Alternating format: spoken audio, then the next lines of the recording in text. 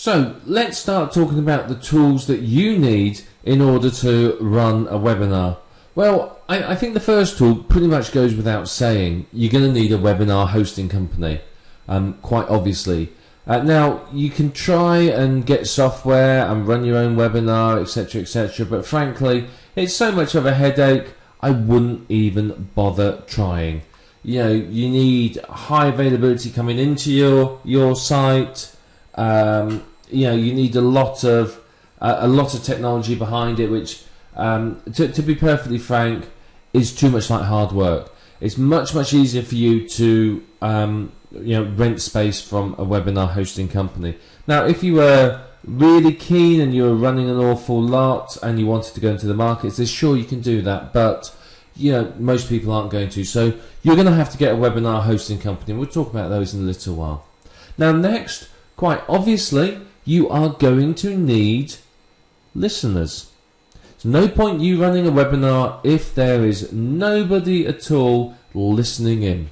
You've got to get listeners, and we're going to talk about that more as we go through the program. So, you know, think about that. You are going to have them. Now, what else do you need? Well, you need a good quality microphone. What I strongly recommend is that you get yourself what we call a podcasting kit. Now, it's a microphone that it will sit on your desk, but it's in a base. It's got a base on it so it doesn't get knocked over. Has a cradle in it so that you can bang it a little and it's not going to get tapping noises. And it has a pop filter. If you don't have a pop filter, when you say "puh," you get some funny sounds. So if I say I've got a pop filter here, so if I go pop, you can see that. That's with the pop filter on. If I remove the pop filter, pop, you can see that it sounds very different. Pop and pop. And if I go snake, snake, you can see there is a difference, and it does make a difference. Now, what you can do if you want is, you know, obviously not everyone's going to be able to spend sort of $70 to $100 on a decent microphone, so you may want to use a headset mic. If you are going to use a headset mic, then please practice beforehand and put it in a position where you don't sound like Darth Vader. There's nothing worse than listening to a seminar, a webinar where all you can hear is the host breathing. You know, it's terrible. It really is. It's so off-putting. So, you know, you've got to position the microphone right to make sure that when people are listening to it, it's easy for them to listen to it. You don't want them to be sitting there thinking, oh, God, I can't quite make out what he's talking about. I can't hear it properly. So get a good quality microphone. The pop filter, as I said, I feel it's very important. It does improve the quality of the sound. It takes away some of the sort of harshness of the voice, particularly sort of P's, S's and other sounds like that. Now, when it comes to positioning the head mic, if you're going to use one, then you sort of want it sort of almost parallel with your nose, basically. I know that may sound a bit counterintuitive, but if you have it right in front of your mouth, you're going to get the panting sounds as you're breathing. You're going to get breathing when you're breathing through your nose. You're going to get all the P's and S's sort of overpronounced, if you like. So position it sort of opposite your nose and listen to it a few times. Record yourself. You've got Windows Media Recorder if you haven't got anything else. Just record yourself speaking, test the position, because when you're delivering this webinar, it's got to be right first time. You cannot sort of say to people halfway through the webinar, hang on a minute, I need to spend some time repositioning my microphone, because people are going to go, all right, bye, and leave. So, you know, you want it from the moment they come in there to sound really good, because that is going to help significantly. And of course, what else do you need? A reliable high-speed internet connection. Now, you are going to be broadcasting your screen or a PowerPoint presentation in your voice across the internet. So if your internet speed is, you know, your internet drops out every 2 minutes and is highly unreliable, you're going to struggle to run a webinar. So you need to have a high-speed, reliable internet connection that you can rely on. Now, a lot of people, I mean, mine does this, in an evening, it slows down like nobody's business as all the neighbourhood kids come home from school and pile onto the internet to go to YouTube and download illegal MP3s. But, you know, If I ran one in the evening, it'd be a nightmare. But if you run one at the right time of day and you have a good quality internet connection, it'll make a difference. You may want to run a few speed tests at the times that you're planning on running your webinars, just to make sure that they run okay. And of course, I think this is perhaps one of the most important things, and we're going to talk about this in depth in a little while. You've got to have a plan. Without a plan, what are you talking about? You have to know exactly what you're covering, and you have to know the order it's been run in, and your listeners need to know what you're going to talk about as well. They need to understand what you are offering them so that they can know that it's worth signing up for. If you haven't got a plan, how do you know what you're going to talk about to them? How are they going to sit there and go, oh, well, yeah, this sounds really good, if you've just sort of been very vague and sort of said, well, we're going to cover something about this, and maybe we'll do a bit on that, and possibly some other stuff, you know. That's not going to get people signing up. You need definite, defined outcomes from your webinar of exactly what you are going to cover. Now, obviously, don't give away the farm, but tell them enough that they go, oh, yeah, that webinar, I've got to come on to it. It sounds really interesting. And that's going to help you significantly. So, we touched on this just now very briefly, but let's talk about it more in depth now. Let's talk about scheduling your webinar. What time of day do you run it?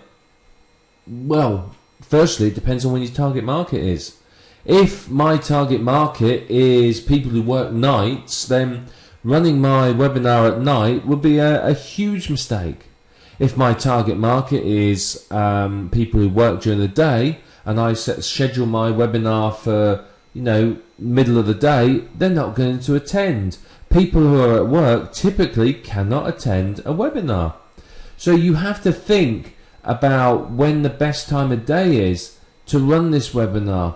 So it depends upon where your target market lives. Now, obviously, if they're in a different time zone to you, you don't want to run it at a time that's convenient to you. You know, if I say, well, I want to run my webinar at 9 o'clock in the morning, but my target market's in, say, the United States, well, 9 o'clock in the morning to me is anywhere between sort of 2 a.m. and 5 a.m. depending on where they are in the USA. Of course, they're not going to stay up to that time of day, are they? So you have to take into consideration where your target market is. For a global market, you may want to run multiple webinars. You may want to run some that are in the evening USA time, some are in the evening sort of Europe time, some that are in the evening Asia time. Yeah, I know, it's not going to be massively convenient for you, because you're going to be running a webinar at, you know, sooner or later one of the webinars will be in the middle of your night. But if you're committed and you really want to give the best to your listeners and you want to get the most from the webinars, then you'll manage, you'll do it. You know, it's only occasionally that you're going to do something like this, so you have to be flexible and sort of give to your listeners like that, because you know you can't expect your 1,000 potential listeners in India to all sit up till 4 in the morning just to listen to your webinar. Some of them may, but the majority will not. So you do need to be, shall we say, flexible in when you're going to run your webinars.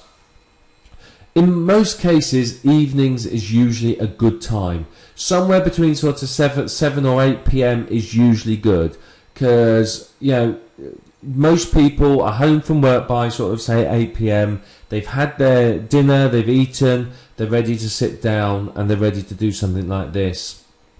If they've got children by 8 p.m, if they're putting kids to bed themselves, it's usually little kids by 8 p.m, they're usually in bed. So parents are typically free.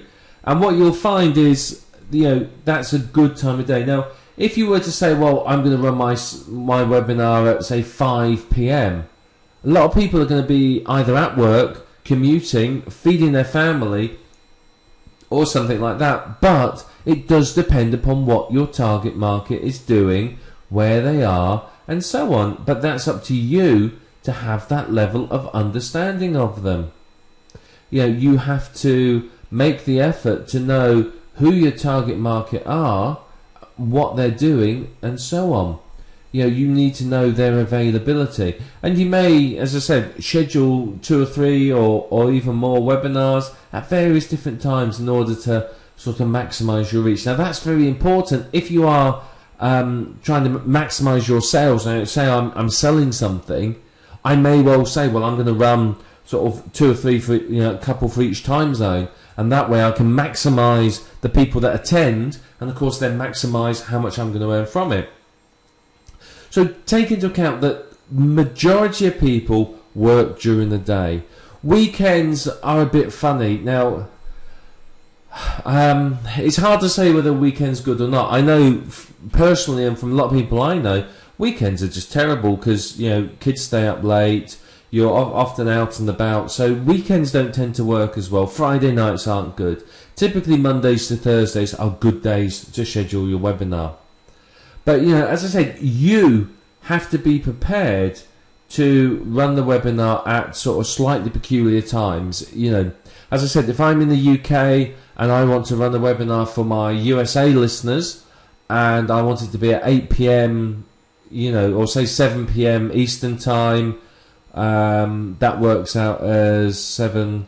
What's that? It's midnight my time. So I'd have to sit up from, say, if it's 2 hours, from midnight to 2 AM. But you don't mind doing that because it's your business, and hopefully you get a lot of people listening and make a good amount of sales from it. So you are going to have to be prepared to do these slightly peculiar hours with running webinars. It's just the way it goes. Now, one thing you can do is to offer a replay service. This is quite a good idea because, again, what happens if I can't attend it? You might have scheduled your webinar for Wednesday night, and I'm really interested in attending, but unfortunately Wednesday nights, well, that's the night that I go I go to Aikido, so I'm out all evening, so I can't attend, and I'm probably not going to want to miss my weekly scheduled event for a webinar. So offering a replay service is going to ensure that you get the most listeners, because people will come back on for 2 or 3 days afterwards and listen in, and people who couldn't make it for other reasons is going to come and listen in. So a replay service is going to help you maximize your listeners and obviously maximize your profit. So when it comes to scheduling your webinar, please think about it very carefully. Make sure that you're not just sitting there going, well, this time's convenient for me, so this is the time everyone's coming to the webinar. Think about your target audience. Think about what they do for a living, where they work, what hours they work, and so on. You have to do something that is convenient for them all. And if you offer the replay service and you sort of maximize your exposure, if you like, then you're obviously going to do a lot better with your webinar.